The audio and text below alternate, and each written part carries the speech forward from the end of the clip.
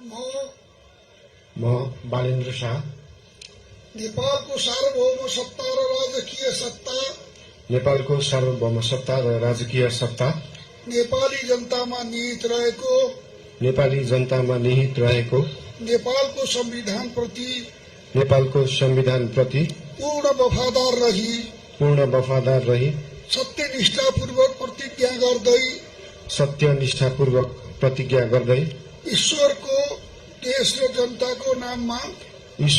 र जनताको नाममा शपथ लिन्छु कि प्रधानमन्त्री पदको जिम्मेवारी प्रचलित कानूनको पालना गरी मुलुक र जनताको भलो चिताई कसैको डर नमानी पक्षपात नगरी पूर्वाग्रह वा खराब भावना नलिई ईमानदारीका साथ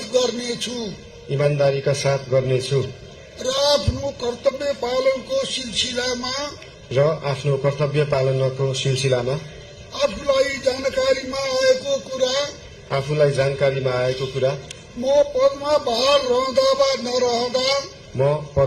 रहँदा वा नरहँदा जुनसुकै अवस्थामा पनि प्रचलित कानूनको पालना गर्दा बाहेक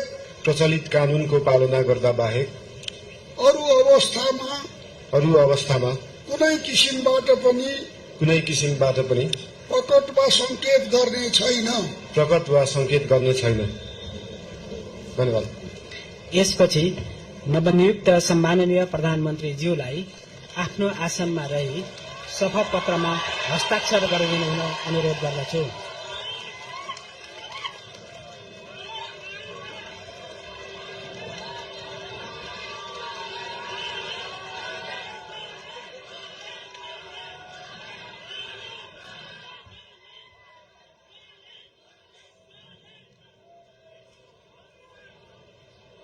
सम्माननीय प्रधानमन्त्री श्री बालेन्द्र शाहज्यूबाट प्रधानमन्त्री पदको पद तथा गोपनीयताको शपथ लिने काम सम्पन्न भएको छ।